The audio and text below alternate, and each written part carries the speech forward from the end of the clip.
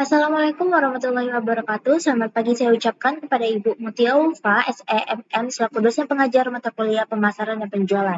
Baik, pada kesempatan kali ini kami selaku kelompok 2 akan memaparkan dan menjelaskan terkait PBL kami mengenai strategi optimalisasi media sosial untuk meningkatkan kesadaran merek pada usaha Soto Medan Mitra. Berikut anggota kelompok 2, dan mari kita lanjutkan pada poin pertama mengenai latar belakang. Kami menetapkan Soto Medan Mitra sebagai mitra kami di PBL kali ini, yang berlokasi di Ruko Greenland Blok L nomor 16, dan sudah berdiri sejak tahun 2023. Alasan kami memilih Soto Medan Mitra sebagai mitra kami karena produk utama mereka ialah Soto Medan Mitra dengan keanekaragaman yang unik dari segi kuah yang autentik, seperti bumbu rempah yang kaya dan penggunaan daging sapi atau kambing pilihan. Selain kami melihat dari segi menu, kami juga memperhatikan dari segi lokasi. Lokasi yang mereka punya sangat strategis karena lokasi tersebut termasuk daerah kuliner, di mana daerah kuliner Ruko Greenland itu sangat ramai pengunjungnya. Harapan kami pada PBL kali ini dapat memberi dukungan langsung kepada pelaku usaha dalam pemasaran melalui sosial media, yaitu Instagram. Selanjutnya marketing outlook akan dijelaskan oleh rekan saya. Baik, terima kasih. Selanjutnya saya akan menjelaskan bagian change pada tool 1. Next. Nah, bisa kita lihat pada tabel ini, pada aspek teknologi, Soto Medan Mitra telah mengadopsi teknologi pembayaran digital dan telah menggunakan beberapa aplikasi layanan online. Namun, untuk pencatatan pembayaran belum memakai teknologi digital. Hal ini menunjukkan bahwa belum ada perubahan dari teknologi lebih lanjut yang mempengaruhi usaha Soto Medan Mitra dikarenakan mereka belum sepenuhnya memanfaatkan potensi teknologi digital secara maksimal dalam mengelola bisnis. Untuk yang kedua, pada aspek politik atau legal, usaha Soto Medan Mitra telah berlegalitas melalui NIB yang membawa perubahan yang dirasakan oleh pelaku UMKM, yaitu memudahkan dalam pengurusan syarat administratif seperti pembukaan rekening bank usaha. Untuk yang ketiga, pada aspek sosiokultural, pada saat pemilu, salah satu harga bahan baku yaitu ayam mengalami kenaikan harga. Namun pelaku UMKM memilih untuk menyerap biaya tambahan tersebut daripada menaikkan harga jual produk yang menyebabkan perubahan dalam strategi operasionalnya, yaitu margin keuntungan yang mengalami penurunan. Untuk aspek ekonomi, saat ini hampir semua bahan baku mengalami kenaikan harga dan pelaku tidak menaikkan harga jual tersebut. Dan pelaku UMKM juga menyatakan bahwa menu yang dipaparkan pada aplikasi online tentunya akan ditambah dengan pajak oleh pihak aplikasi tersebut. Hal ini menyebabkan komplain dari konsumen yang mempengaruhi persepsi pelanggan tentang harga, sehingga hal ini menyebabkan perubahan pada permintaan konsumen yang menurun. Untuk yang terakhir, pada aspek market, dikarenakan adanya tren kuliner di tengah-tengah konsumen terutama remaja, yaitu tren rice bowl, membuat Soto Medan Mitra menambah variasi menu tersebut agar pelaku UMKM dapat mempertahankan pangsa pasar di tengah tren kuliner yang terjadi. Selanjutnya, tool 3. Di tool 3 ini ada 3 bagian. Yang pertama kompetitor, customer, dan company. Untuk kompetitor sendiri berisi, kami menemukan bahwa sebelum pelaku usaha membuka usaha, pelaku telah melakukan survei untuk mencari informasi terkait pesaing yang ada di lokasi tersebut. Ditemukanlah 2 pesaing. Untuk pesaing yang pertama, masih kurang dalam segi rasa, yaitu kuahnya. Dan untuk pesaing kedua, sebenarnya sudah besar namanya dan sudah ramai pengunjungnya, tetapi untuk sekarang sudah tidak beroperasi lagi.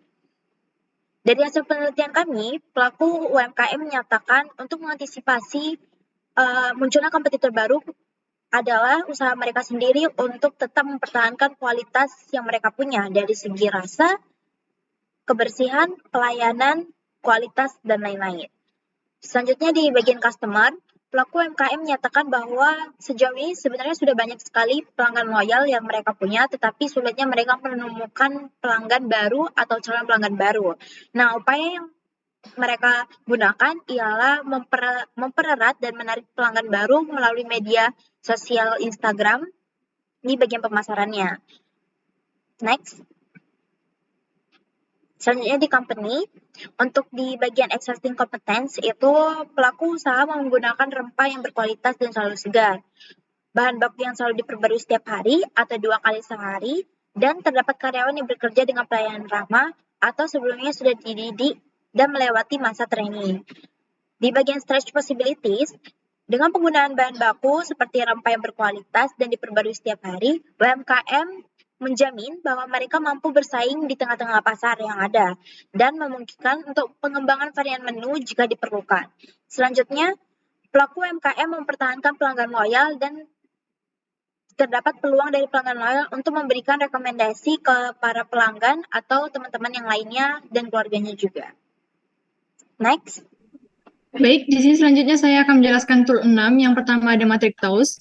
Analisis pertama yaitu threats atau tantangan. Pada threats ini menemukan tantangan yang ada pada pelaku usaha. Yang pertama adanya faktor eksternal yang dapat menghambat persaingan bisnis. Yang kedua, menurut pelaku usaha, kenaikan harga bahan baku dapat merugikan pendapatan mereka. Yang ketiga, nama usaha yang kurang terexposure karena minimnya pengoptimalan brand awareness. Analisis kedua yaitu opportunities atau peluang. Pada aspek ini, pelaku usaha ingin menambah cabang usaha baru agar dapat memperluas pasar dan meningkatkan pendapatan. Yang kedua, pelaku usaha akan mengembangkan varian menu dengan memanfaatkan bahan baku yang berkualitas. Analisis ketiga yaitu weaknesses atau kelemahan. Pelaku usaha memiliki kelemahan internal dalam membiayai gaji karyawan dengan pendapatan yang belum seimbang. Yang kedua, lokasi usaha yang kurang terlihat oleh masyarakat membuat pelanggan sulit menemukan lokasi. Yang ketiga, Sotomi dan Mitra belum memiliki alat pencatatan pembayaran yang digital. Analisis TOS yang terakhir yaitu ada strength atau keunggulan. Keunggulan terletak pada produk Sotomi dan Mitra dan pelayanan yang baik dari karyawan. Sotomi dan Mitra mengunggulkan bahan baku yang digunakan dengan kualitas tinggi dan proses produksi yang terjaga. Selanjutnya menganalisis key issues. Adapun key issues yang ditemukan yaitu belum memanfaatkan teknologi digital dalam pencatatan pembayaran, lokasi yang kurang terlihat oleh masyarakat, dan nama brand yang kurang terexposure. Kemudian setelah menemukan masalah utama dari UMKM ini, selanjutnya yaitu menganalisis implikasi. Implikasi pertama yaitu karena belum memanfaatkan teknologi digital pada pencatatan pembayaran, mengakibatkan kesalahan perhitungan pencatatan dan kurang efisien dalam mengelola keuangan karena masih sistem manual. Yang kedua, lokasi yang kurang terlihat oleh masyarakat membuat sulitnya pelanggan dalam menemukan lokasi. Yang terakhir, nama brand yang kurang terexposure sehingga membuat minimnya masyarakat untuk tahu tentang Sotomi dan Mitra ini. Analisis terakhir setelah menemukan akibat yang akan timbul pada implikasi, selanjutnya menentukan strategi yang tepat untuk Sotomi dan Mitra. Adapun strategi yang kami sarankan kepada Sotomi dan Mitra ini untuk dapat diterapkan yaitu pertama mencoba menggunakan teknologi pencatatan pembayaran digital untuk memudahkan pelaku usaha dalam melakukan pelaporan keuangan serta mempercepat proses pelayanan yang dapat meningkatkan hubungan dengan pelanggan sehingga memperluas potensi pertumbuhan bisnis mereka. Yang kedua, melakukan peningkatan visibilitas lokasi dengan menggunakan strategi pemasaran online seperti melalui konten dan pemasangan spanduk di sekitar lokasi. Yang terakhir, mengembangkan strategi pemasaran untuk meningkatkan exposure dengan memperindah konten di Instagram dan aktif di media sosial lainnya untuk menjangkau pelanggan yang potensial. Baik, terima kasih. Selanjutnya saya dan rekan saya akan menjelaskan terkait analisa marketing arsitektur setelah pendampingan. Untuk yang pertama, pada bagian segmentation, next. Kami menyarankan kepada pelaku usaha Sotomi dan Mitra pada segmentasi geografis untuk membagi pasarnya dengan segmentasi dari wilayah administratif yaitu kecamatan dan kelurahan. Untuk selanjutnya, pelaku usaha menyatakan bahwa akan membagi segmentasi demografisnya dari sisi jenis pekerjaan berupa karyawan, pengusaha, dan profesional. Untuk yang kemudian, beliau menyatakan bahwa pada segmentasi psikografis dengan membagi pasarnya dari kepribadian konsumen, yaitu dependen suka ikut-ikutan dan independen suka tampil beda. Untuk yang terakhir, untuk segmentasi perilaku, beliau membagi konsumennya berdasarkan perilaku saat konsumen makan di toko secara langsung. Pada proses targeting, bagian variabel geografis, pelaku usaha hanya membidik salah satu segmen, yaitu kecamatan, dengan pertimbangan alasan karena sumber daya yang terbatas sehingga hanya memfokuskan operasional pada kecamatan. Yang kedua, variabel demografis.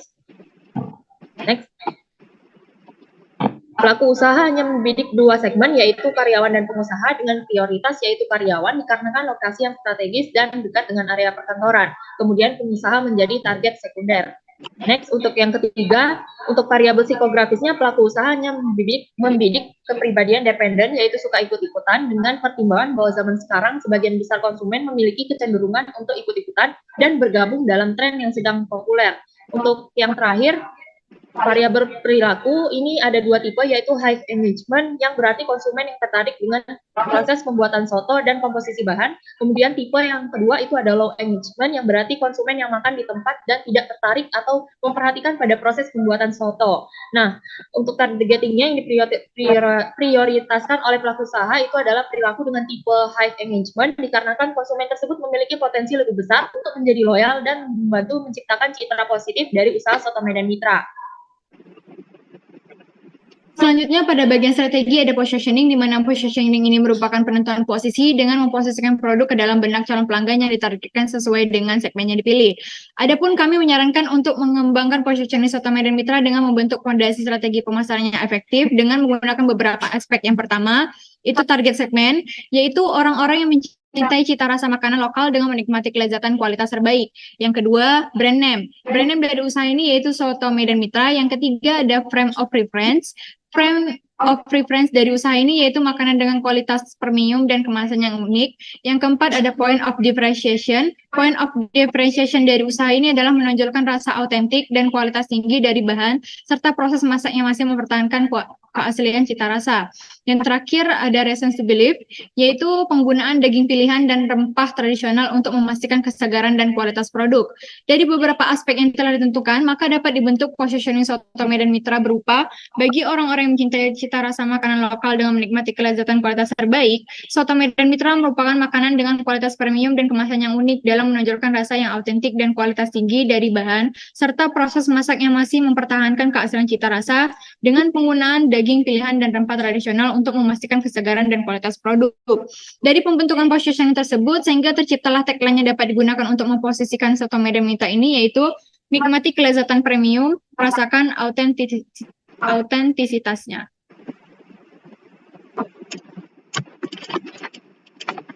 Selanjutnya di bagian taktik ada 4 bagian. Yang pertama konten, berisikan produk utama yang UMKM tawarkan ialah Soto Medan yang memiliki keanekaragaman unik di bagian kuahnya, juga toppingnya yang sangat beragam yang berisikan daging ayam, paruh, babat, perkedel, dan emping.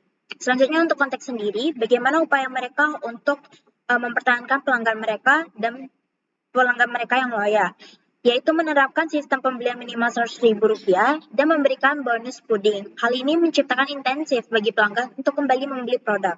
Selanjutnya infrastruktur. Mitra kami sudah menggunakan transaksi digital seperti Kris dan aplikasi online lainnya, seperti Shopee, Grab, GoFood, dan Maxi.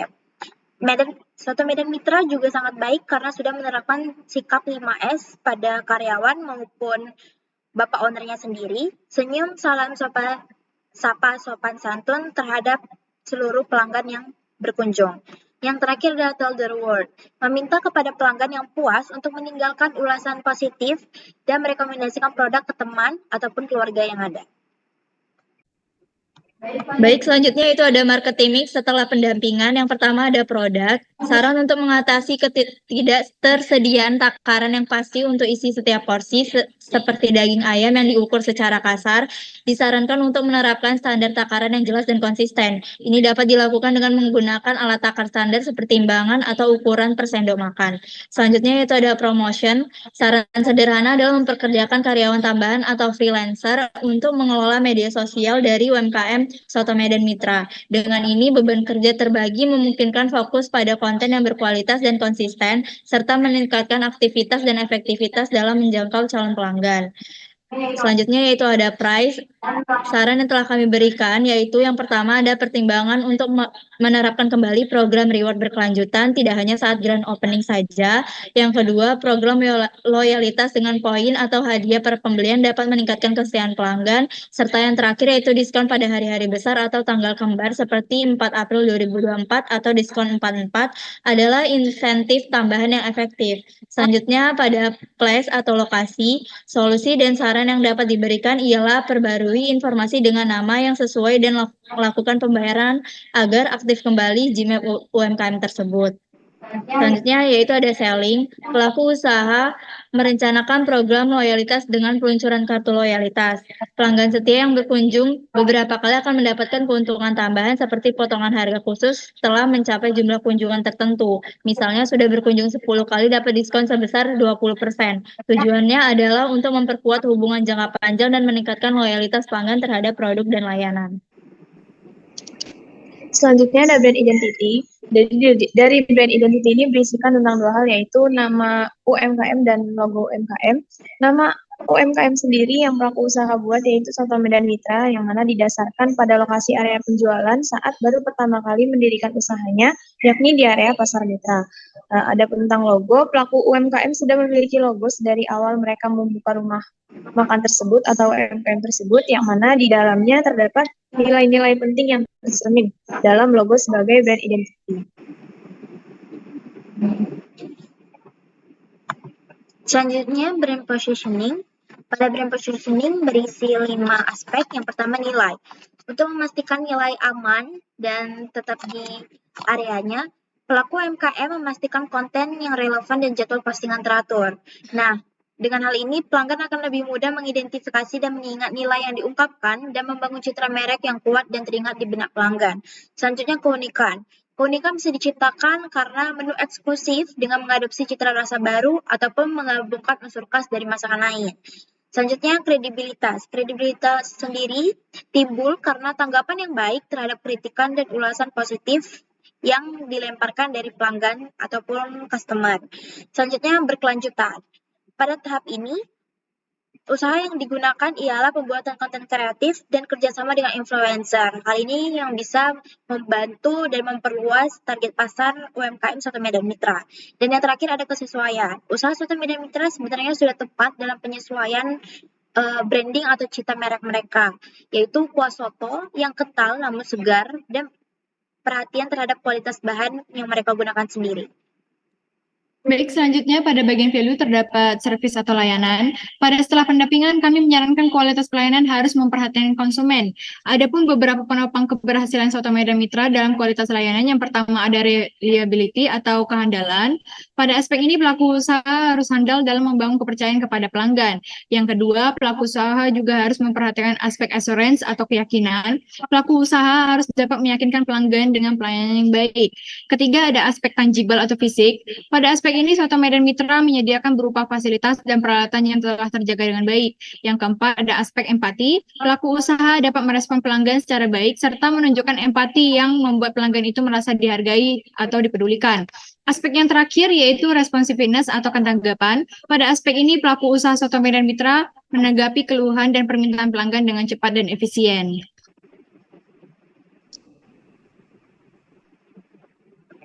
Baik, selanjutnya ada proses. Proses ini terbagi jadi 3 aspek, yaitu ada aspek quality, cost, dan delivery. Yang pertama, aspek quality. Metode yang diterapkan oleh pelaku UMKM itu untuk meningkatkan kualitas produknya, seperti menyajikan hidangan dengan keadaan fresh, rutin melakukan sortir bahan baku selama 2 hari sekali, dan melakukan quality control di setiap harinya. Kemudian yang kedua ada cost. Pelaku UMKM memutuskan untuk menaikkan harga produk sebesar 20% dari modal awal, yang mana itu sebagai strategi untuk meningkatkan margin keuntungan dan mengimbangi peningkatan biaya operasional. Dan yang terakhir yaitu ada delivery. Pelaku UMKM selalu mengusahakan agar proses pembuatan pesanan dapat selesai tepat waktu dan melakukan komunikasi dengan kurir atau ojek online yang bertanggung jawab atas pengiriman pesanan, serta memastikan keamanan produk selama pengiriman dengan menerapkan prosedur yang ada. Dan usulan strategi yang kami usulkan kepada pelaku UMKM yaitu yang pertama menyajikan iklan berdasarkan tren, selanjutnya melakukan banyak promosi, kemudian mengadakan diskon, dan yang terakhir yaitu menerapkan strategi buzz marketing. Baik, sekian dari pemaparan dan penjelasan kami terkait hasil PBL yang kami lakukan. Besar harapan kami untuk bisa memenuhi ekspektasi Ibu Mutia. Mohon maaf jika ada salah kata atau salah penjelasan terkait materi kami. Saya tutup. Wassalamualaikum warahmatullahi wabarakatuh.